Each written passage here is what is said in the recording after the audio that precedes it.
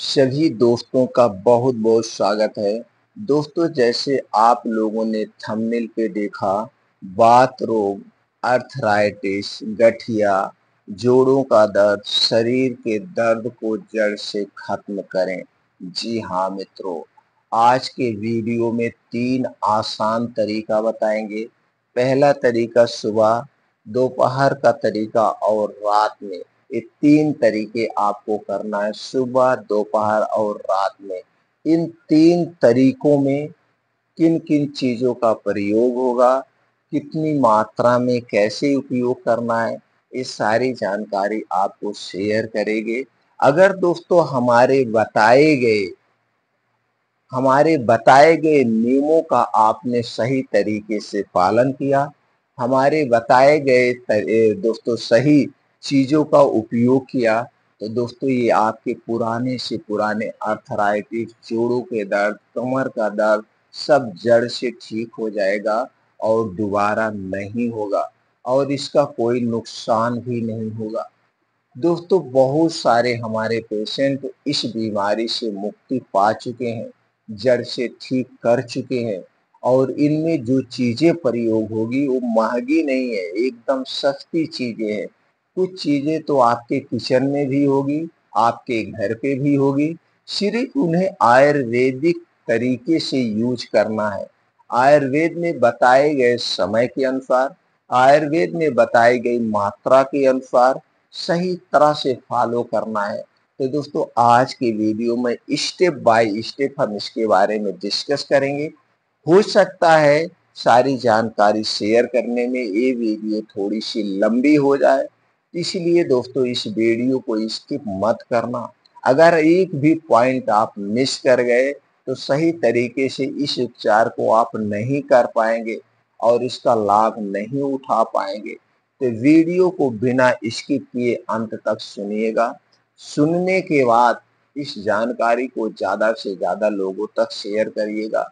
सब लोग इस जानकारी को सुन करके इसका लाभ उठाएं, अपनी समस्या से निजात पाएं और घर पे जो इस कष्ट को झेल रहे हैं, दर्द को झेल रहे हैं, उनसे उन्हें मुक्ति मिल जाए। दोस्तों, मेरा एक ही उद्देश्य है, आप लोगों तक आयुर्वेद की सही सही जानकारी पहुंचाना, पूरे भारतवर्ष क्या पूरे विश्व को स्वस्थ व निरोग बनाना, दवाओं से मुक्ति दिलाना और दोस्तों सब लोग अपने घर पे रहें, खुश रहें, यही एक उद्देश्य है। तो दोस्तों, मेरे इस मिशन को आगे बढ़ाने में आप भी सहयोग करिए, ये वीडियो ज़्यादा से ज़्यादा लोगों तक शेयर करिए। तो दोस्तों, जो हमारा आयुर्वेद वो क्या कहता है, हमारा आयुर्वेद हमेशा यही कहता है, जब भी आपको कोई बीमारी हो तो जान लीजिए सबसे बड़े डॉक्टर आप हैं, सबसे बड़े अपने शरीर के डॉक्टर आप हैं। कैसे? क्योंकि दोस्तों आपको पता है क्या खाने से, कैसी दिनचर्या रखने से आपकी तबीयत गड़बड़ हुई है। जैसे मान लीजिए आपके पेट में दर्द हो गया, आपको गैस कब्ज एसिडिटी बन गई, तो दोस्तों ये दर्द हुआ क्यों? तो आप सुबह से शाम तक उस दिनचर्या पर ध्यान दीजिए। कब आपने क्या खाया था, कैसे खाया था, सारी चीज़ें आप देखिएगा तो वो कारण निकल के आ जाएगा। और दोस्तों, जब आप डॉक्टर के पास जाते हैं तो डॉक्टर क्या करते हैं? डॉक्टर आपसे ही सबसे पहले पूछते हैं आपकी दिनचर्या क्या है? आप बाहर का तो ज़्यादा चीज़ें नहीं खाते हैं, घर की चीज़ें खाते हैं। कल आपने क्या खाया, परसों आपने क्या खाया, आज आपने क्या खाया, उसी हिसाब से दवाएँ देते हैं। अगर उन्हें लगता है कि ऐसा कुछ नहीं है, तो दोस्तों ये देखा जाता है कहीं आपके पेट में कोई इन्फेक्शन भी तो नहीं हो रहा, तो उससे संबंधित जाँचें करा के आपको दवाएँ दी जाती हैं। तो इसलिए सबसे पहले आप हैं। तो दोस्तों, आज के वीडियो में हमें सबसे पहले क्या जानने की ज़रूरत है और आयुर्वेद किस पे फोकस करता है? आयुर्वेद हमारा इस बात पे फोकस करता है कि सबसे पहले आप कारण को खोजिए, किस कारण से होता है। जब आप कारण को खोज लेंगे और कारण को हटा देंगे, बीमारी अपने आप ठीक हो जाएगी। जिस तरह से भगवान महात्मा बुद्ध हमेशा यही कहते थे कि अगर आपको किसी से दुश्मनी है, पहली बात तो दुश्मनी करना नहीं चाहिए। अगर आपको किसी पड़ोसी से, किसी से भी कोई शिकवा शिकायत है, तो इस शिकवा शिकायत को लेकर के आप अपने मन में बोझ मत रखिए, उससे दुश्मनी मत पालिए। आप उसके साथ बैठने के बाद बीच के जो मनमुटाव है, जिस बात को लेकर मनमुटाव है, उस पे चर्चा करिए। आपकी गलती है तो आप माफ़ी माँग लीजिए, अगर आपकी गलती नहीं है तो जब आप उस बात पे चर्चा करेंगे, उसे भी एहसास होगा नहीं यार मेरी गलती है और ये चलकर मेरे पास आए हैं, गलती मेरी है लेकिन ये चल के मेरे पास आए हैं, उसे भी एहसास होगा और बीच का मनमुटाव खत्म हो जाएगा जिस कारण से हुआ है। तो दोस्तों आप में उनमें फिर मित्रता बढ़ जाएगी और वहाँ पर आप सबसे क्या हो गए, उनकी निगाह में सबसे अच्छे आदमी बन गए। इसी तरह से आप एक समाज में अच्छे आदमी बन सकते हैं। तो वहाँ पे क्या निकल के आया, आपके उनके बीच में जो मनमुटाव था, चाहे किसी बात को लेकर था, चाहे ज़मीन जायदाद के लेकर था, ये सारी चीज़ें यही तो होता, और क्या होता है। फलाँ ने आपको कुछ कह दिया, वो बातें आपको लगे। उसी तरह से दोस्तों हमारे शरीर में जो बीमारियाँ उत्पन्न होती है, उसके पीछे का कारण है।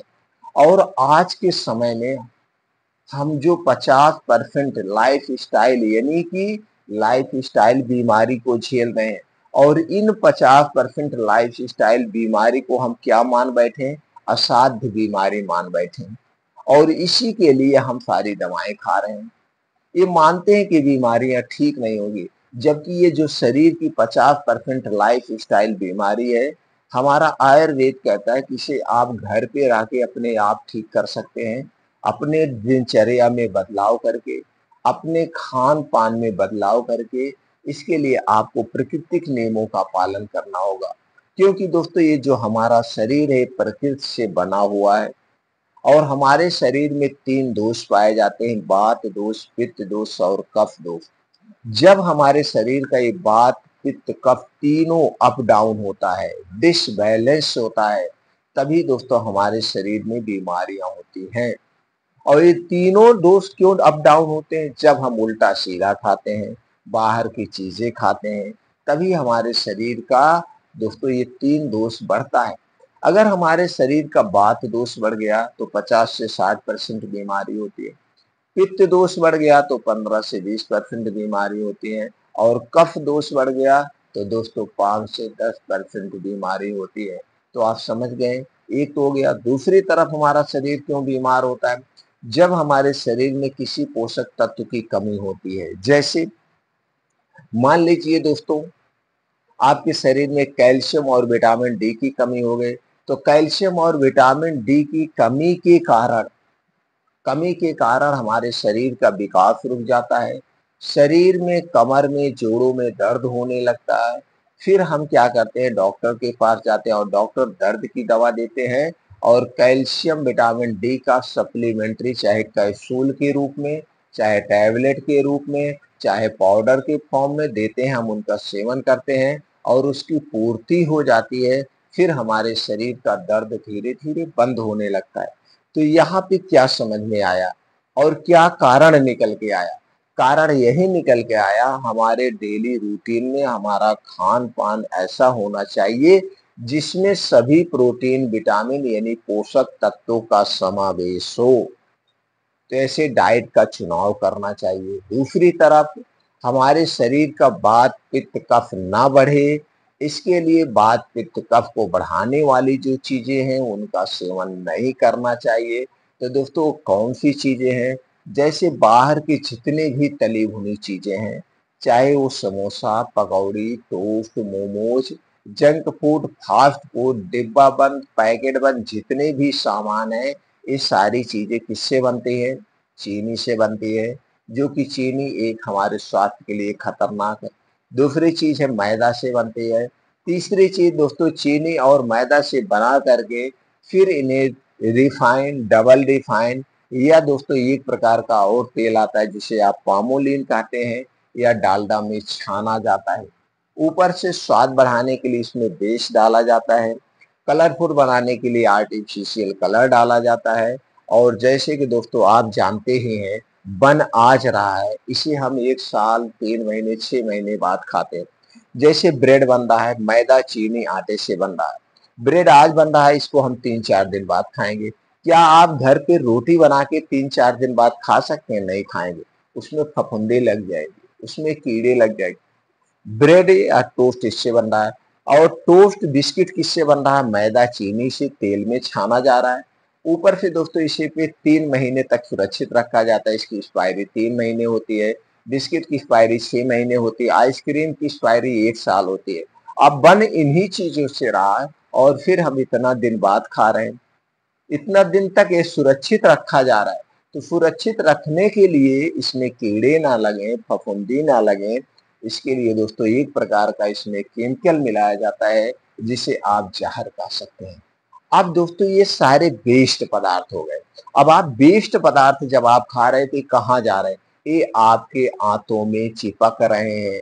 धीरे-धीरे आपके आंतों में एक मोटी लेयर बन जाती है। आपको नहीं लगता कि हम बीमार हैं, थोड़ा-थोड़ा आप रोज़ ले रहे हैं। और ये बीमारी एक दिन में नहीं होती। गठिया बाई बतासे एक दिन में नहीं होता है। ये आप दोस्तों जब ये थोड़ा-थोड़ा खाते हैं और जब आपकी जवानी ढलने को होती है, तो ये धीरे-धीरे ये हावी होने लगता है। उस समय आपकी हड्डियाँ, मांसपेशियाँ कमज़ोर होने लगती है, आपकी आँतें कमज़ोर होने लगती है, तो जा कर के आँतों में एक मोटी लेयर जम जाती है। और जब यही मोटी लेयर ज़्यादा हो जाती है, आँतें पूरी गंदी हो जाती है, तब आपको कब्ज़ की शिकायत होने लगती है। आपकी लैट्रिन टाइट होने लगती है, जिसके कारण बवासीर भकंदर हो जाता है। जब लैट्रिन टाइट होती है, कब्ज़ होता है, तो पेट में गैस, कब्ज़, एसिडिटी यानी कि गैस भी सुनना शुरू हो गई। अब आपके शरीर में पित्त भी बढ़ना शुरू हो गया, पित्त भी बिगड़ रहा है, बात भी बिगड़ रही है। कफ भी बिगड़ रहा है, तीनों चीजें आपके डिस्टर्ब होना शुरू हो गए, तो आपको तीनों तरफ से बीमारियां घेरना शुरू हो जाती हैं। आंतों की गंदगी और यही एसिडिटी बनते बनते कभी कभी पेप्टिक अल्सर होता है, फिर जाके गैस्ट्रिक अल्सर होता है और यही अल्सर में लापरवाही होने से दोस्तों फिर कैंसर जैसी बीमारियां होती, आप देखते होंगे। आंतों का कैंसर, पेट का कैंसर, लिवर का कैंसर, किडनी का कैंसर आगे जाके होता है। और जब बहुत ज्यादा पेट में गैस एसिडिटी बनती है, तो धीरे धीरे रक्त की एसिडिटी होने लगती है, आपके रक्त की अम्लता बढ़ने लगती है। और जब रक्त की अम्लता बढ़ जाती है, तो रक्त में जमाव होने लगता है, जिससे आगे चल के दोस्तों जोड़ों गांठों में दर्द होने लगता है। और जब रक्त में यानी कि आपकी खून की नली में खून जमने लगता है, तो आगे चल के heart attack, blood pressure, brain haemorrhage, आपको पैरालाइसिस, तरह-तरह की बीमारियां होने लगती है। तो दोस्तों ये बाहर की चीजें आप आज से खाना बंद कर दीजिए, तो आपके शरीर का वात, पित्त, कफ बैलेंस में रहेगा। ये चीजें हो गई। दूसरा चीज है, आज के समय में हमारा खान-पान बिल्कुल गलत है। कोई नियम नहीं है। आज हम पार्टी में जाते हैं, शादी में जाते हैं, खड़ा होके खाना खाते हैं, खड़े होकर के पानी पीते हैं, जो कि बात रोग बढ़ाने का सबसे बड़ा कारण है। पहले के समय में दोस्तों खाना शादी ब्याह पार्टी में जमीन पे बैठ के अलथी पलथी मार के हम आराम से खाते थे, ये भी ट्रेंड से बदल गया है। आज हम बैठ के पानी नहीं पीते, घट घट पानी पी जाते, ये भी एक गलत है। ये भी दोस्तों बात रोग बढ़ाने का सबसे बड़ा कारण है। घुटनों के जोड़ों का दर्द का सबसे बड़ा कारण है। इसलिए दोस्तों इस प्रवृत्ति को आप हटाइए। और अगला क्या कारण है?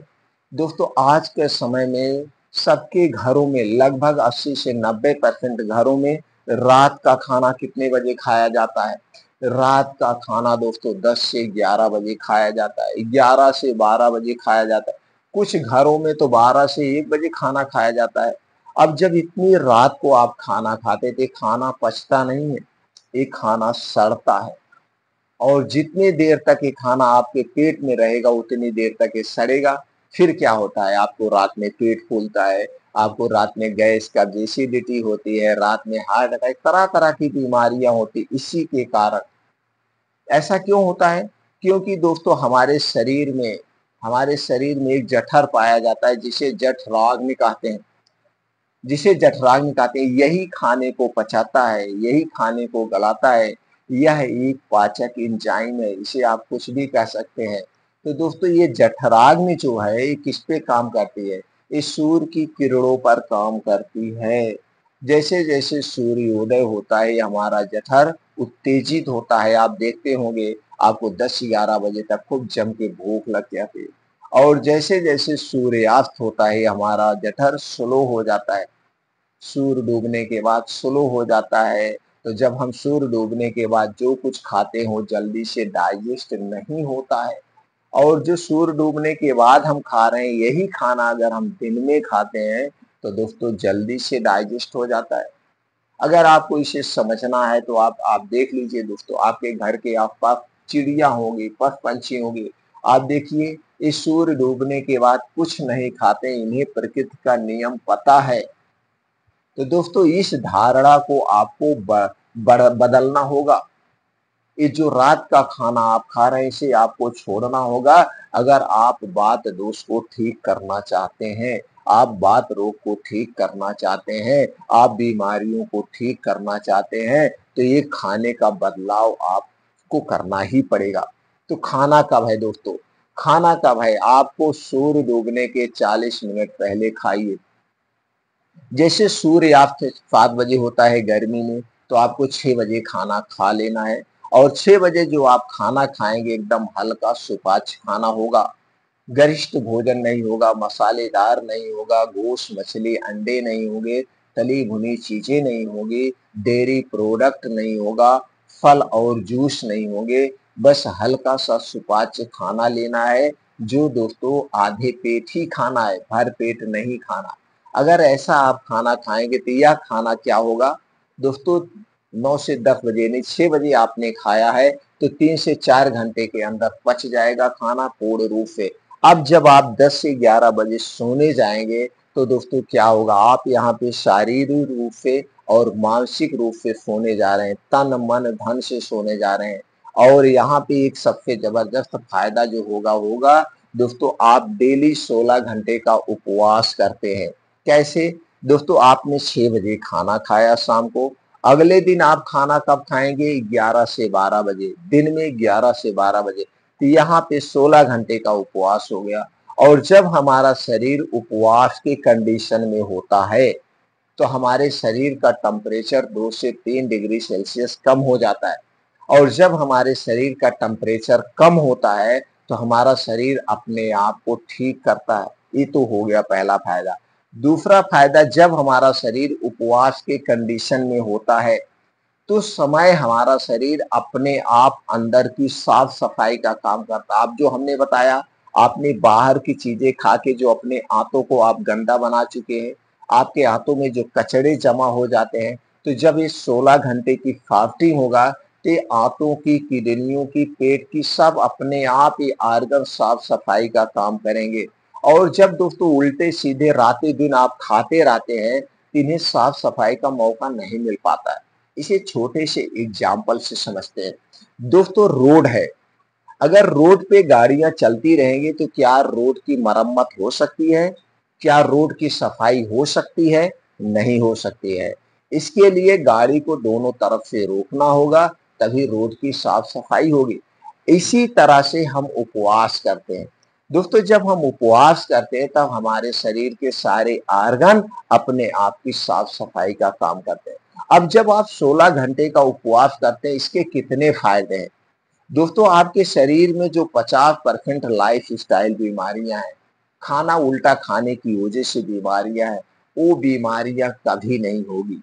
अगर हैं भी, उसके लिए जो आप दवा ले रहे हैं धीरे धीरे वो दवा कम हो जाएगी, वो बीमारी अपने आप ठीक हो रहा। लाइफ स्टाइल बीमारी कौन सी है दोस्तों? पेट से संबंधित जितनी बीमारी, जैसे पेट में गैस का बनना, पेट का फूलना, पेट में दर्द का होना, हार्ट अटैक का आना, ब्लड शुगर का बढ़ना, ब्लड प्रेशर का बढ़ना, थायराइड की बीमारी होना, कोलेस्ट्रॉल का बढ़ना, फैटी लीवर का होना, ये सारी बीमारियां लाइफ स्टाइल बीमारी हैं। और इन लाइफ स्टाइल बीमारी को आज के समय में सब लोग असाध्य बीमारी मान चुके हैं।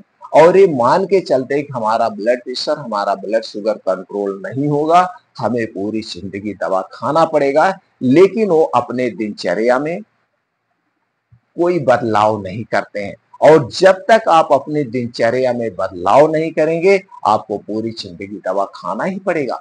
आप इस लाइफ स्टाइल बीमारी को अफाद बीमारी मान के बैठ चुके हैं। तो दोस्तों, ये बदलाव आपको रात के खाने में करना है, और करना ही पड़ेगा अगर आपको ठीक होना है तो। हमारे कहने के अनुसार आप 1 महीने के लिए बदलाव करके देखिए। 1 महीने के अंदर आपके जो भी दवाएं ले रहे हैं वो दवा की मात्रा आधी ना हो जाए तो फिर करना। ये बदलाव आपको करना है। उसके बाद क्या करना है दोस्तों, सुबह आपको किसी भी कीमत पर 5 बजे उठ जाना है, किसी भी कीमत पर। उठने के बाद 2 से 3 गिलास गुनगुना आप पानी पीजिए। डेली दिनचर्या से निवृत्त हो जाइए। डेली दिनचर्या से निवृत्त होने के बाद अब आपको घर 5 बजे छोड़ देना है। सिर्फ आप अकेले रहेंगे। आपके साथ कोई यार दोस्त, आपके साथ मोबाइल फोन्स नहीं होगा। ये जो मोबाइल फोन की रेडिएशन निकलती है दोस्तों, ये हमारे स्वास्थ्य के लिए बहुत ही हानिकारक है। तो 2 घंटे के लिए आप मोबाइल को घर पे रख दीजिए। 5 बजे घर छोड़ के करना क्या है, डेली दोस्तों आपकी जितनी भी उम्र, चाहे आप 15 के हैं, चाहे आप 85 के हैं, चाहे आप स्त्री हैं, चाहे आप पुरुष हैं, डेली अपने रूटीन में आप अपने शारीरिक क्षमता के अनुसार दोस्तों 5 से 6 किलोमीटर का मॉर्निंग वॉक करना है, वो भी तेज गति से। तेज गति का मतलब 1 मिनट में 60 से 70 कदम आप गिन गिन के रखिए, और 2 कदमों के बीच की जो दूरी होगी 1 मीटर होगी। इस हिसाब से मॉर्निंग वॉक करना है। और जब आप इस हिसाब से मॉर्निंग वॉक करेंगे तो जो आपकी हार्ट बीट है वो नॉर्मल से 10 गुना तेज हो जाएगी, और आपके शरीर में बहुत तेज खून का फ्लो होगा। तो दोस्तों, अगर कहीं शरीर में कोई रुकावट है खून में, तो दोस्तों नसें साफ हो जाएगी। और ये मॉर्निंग वॉक कहाँ पे करेंगे, वो स्थान कैसा होगा, जहाँ पे मिट्टी हो, हरी घास हो, उस पे नंगे पांव आपको मॉर्निंग वॉक करना है। जूते चप्पल पहन के नहीं, नंगे पांव। जब आप नंगे पांव मॉर्निंग वॉक करते हैं तो दोस्तों छोटे छोटे कंकड़ होते हैं, ऊबड़ खाबड़ मिट्टी होती है, और वहां पे घास होती है। तो जब ऊबड़ खाबड़ मिट्टी आपके पैर में चुभती है तो दोस्तों एक्को प्रेशर का काम करती है। और जब आपके पैर दोस्तों उसकी बूंद पे पड़ते हैं, घास पर पड़ते हैं, तो दोस्तों इस ओस की बूंद आपके पैर में लगती है, इससे आंखों की रोशनी तेज होती है। आंखों की रोशनी तेज होती है। तो नंगे पांव घास पे मॉर्निंग वॉक आधे घंटे रोज आपको करना है। ये मॉर्निंग वॉक कंप्लीट हो गया, वहीं बैठ के, अब घर में नहीं आना है, बाहर सूर्य की किरणों के सामने, सूर्य की रोशनी में बैठ के दोस्तों, उगते हुए सूरज के सामने उन्हें प्रणाम करके आपको आधे घंटे रोज अनुलोम विलोम करना है। आधे घंटे अनुलोम विलोम करने से बहुत सारे बेनिफिट्स है।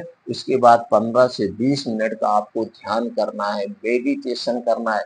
ये 2 योगा करने के बाद आप अपने शारीरिक क्षमता के अनुसार कुछ और योगा करिए, जैसे दंड बैठक, सपाट, भीम, जो भी आप कर सकते हैं, सूर्य प्राणायाम। और लास्ट में आपको 15 से 20 मिनट का ध्यान करना है, मेडिटेशन करना है। मेडिटेशन करने से आप दोस्तों पॉजिटिव सोच होती बढ़ती है, आपकी नेगेटिविटी दूर होती है, आपके दिमाग तेज होता है, और हमारे मन में जो दूसरे के प्रति द्वेष भावना है, ईर्ष्या है, ये दूर हो जाती है। तो दोस्तों आपको डेली इसे करना है। अब इतना काम करते हैं डेली तो दोस्तों आप हमेशा स्वस्थ और निरोग होना शुरू हो जाएंगे। अब हम ध्यान देते हैं हमें खाना पीना क्या है। दोस्तों ठंडी चीजों से आपको दूर रहना है। ठंडे पानी से हमें नहीं नहाना चाहिए, नॉर्मल पानी से नहाना चाहिए, चाहे गर्मी हो चाहे ठंडे हो। गर्मी में कुछ लोग गर्म पानी से नहाते जो कि नुकसानदेह। नॉर्मल नल चला के, या ऐसा गर्म पानी ठंडी में होना चाहिए जो रूम टेम्परेचर के बराबर हो, जैसे नल से निकल के आ रहा है, ना तो बहुत ठंडा ना तो बहुत गर्म, नॉर्मल पानी से नहाना चाहिए। हमें कभी भी अपने सर पे गर्म पानी नहीं डालना चाहिए, यानी कि हृदय के ऊपर के स्थान पर आपके गर्म पानी नहीं पड़ना चाहिए। इस बात को आपको ध्यान देना है। ठंडी जगहों से दूर से रहना है। खाने पीने पे मेन बदलाव करना है दोस्तों। बाहर की चीजें हमने पहले बताया, कुछ नहीं लेना है। सीजन के हिसाब से हरी साग सब्जियां खूब खाइए। सीजन के हिसाब से 1 से 2 फल अपने डेली रूटीन में शामिल करिए। कुछ ड्राई फ्रूट है उन्हें अंकुरित करके आप ले सकते हैं। कुछ बीज हैं, सॉरी दोस्तों, ड्राई फ्रूट को भिगो के आप ले सकते हैं। कुछ बीज हैं उन्हें आप अंकुरित करके या वैसे भिगो के खा सकते हैं। मोटे अनाज का सेवन करिए, मिक्स दाल का सेवन करिए। डेयरी प्रोडक्ट आप ले सकते हैं, दूध, दही, मट्ठा, लेकिन ये आपके घर का होना चाहिए, बाहर का नहीं हमें खाना चाहिए। इस बात का आप ध्यान दीजिए। तो दोस्तों ये दिनचर्या आपको रखना है। तो चलिए अब वो 3 तरीके हम शेयर करते हैं। उन 3 तरीकों में किन-किन चीज़ों का कैसे आपको उपयोग करना है और कब करना है। दोस्तों सबसे पहले आपको मानिए जब आप योगा, प्राणायाम, मेडिटेशन करके घर वापिस आएँगे, तो रात में आपको भिगोना है, 1 कप पानी लेना है या आधा कप पानी ले लीजिए। आधा कप पानी आपको लेना है और इसी में 1 चम्मच मेथी दाना, 1 चम्मच मेथी दाना को रात में भिगो देना है मिट्टी के बर्तन में। अब सुबह जब आप योगा, प्राणायाम, मेडिटेशन करके 7 बजे घर वापिस आएँगे, तो 7 बजे ये जो मेथी दाना का आधा कप पानी है, सबसे पहले पानी को पीना है। पानी पीने के बाद इस मेथी को चबा-चबा के ऐसे खा जाना है, चबा-चबा के खा जाना है।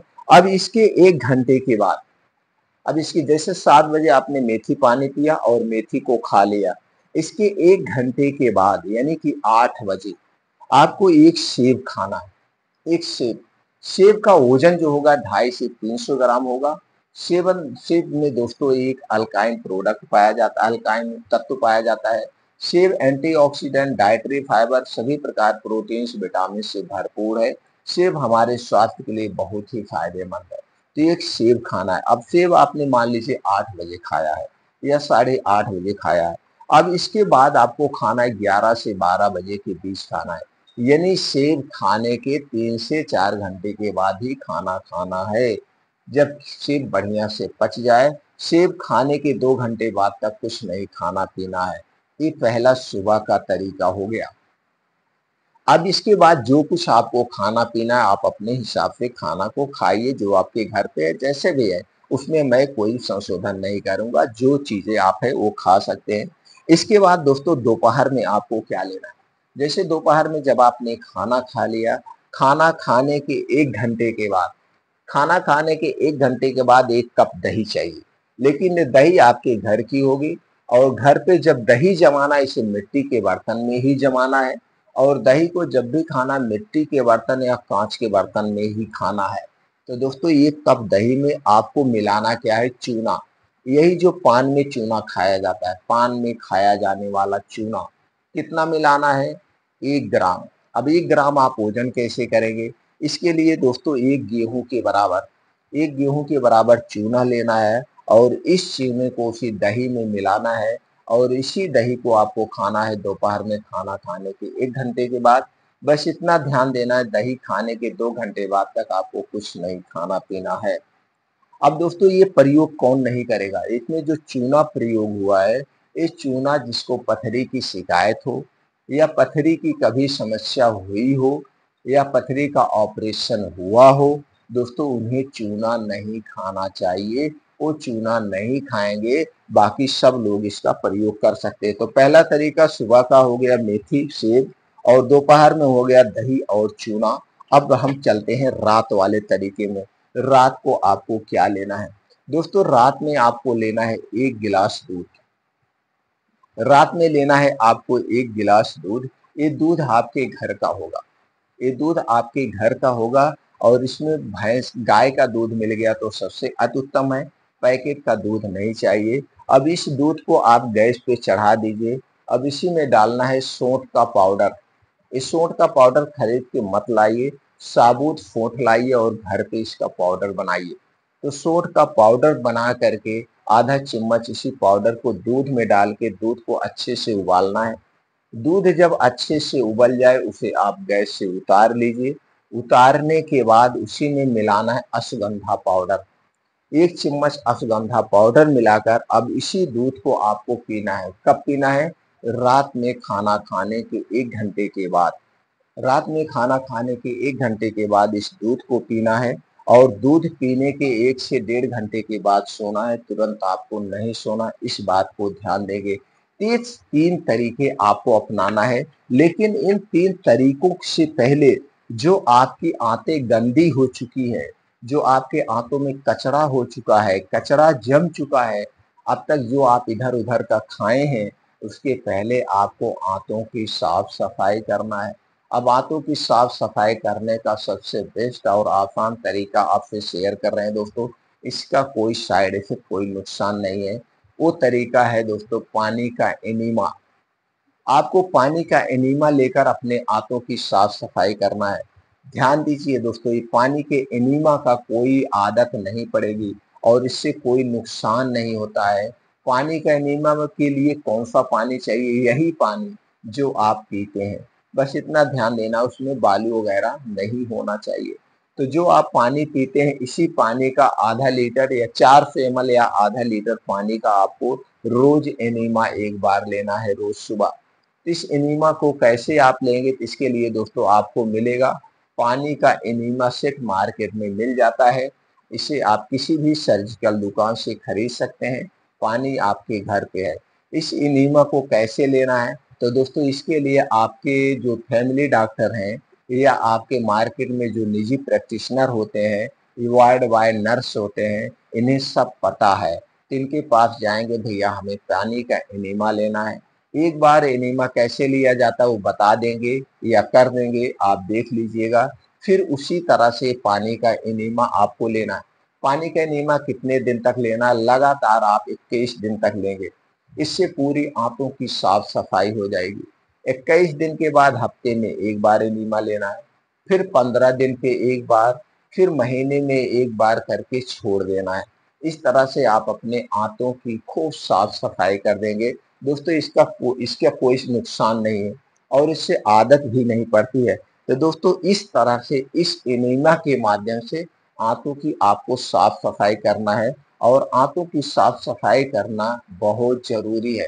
तो दोस्तों ये तरीका अपना करके आप इस समस्या से हमेशा के लिए छुटकारा पा सकते हैं और इसका कोई नुकसान भी नहीं है। क्या आप हमारी जानकारी से संतुष्ट हैं? अगर आप हमारी जानकारी से संतुष्ट हैं दोस्तों, वीडियो को लाइक करके आप हमें कमेंट सेक्शन में ओके थैंक कुछ भी लिख सकते हैं, या इसमें जो जानकारी हम शेयर किए हैं, कुछ और चीज़ें आप जानना चाहते हैं, जो बातें आपको समझ में ना आई हो, दोस्तों कमेंट सेक्शन में पूछिए, उसके बारे में हम आपको डिटेल में बता देंगे या अलग से वीडियो बना देंगे। फिर मिलते हैं मित्रों अगले वीडियो में।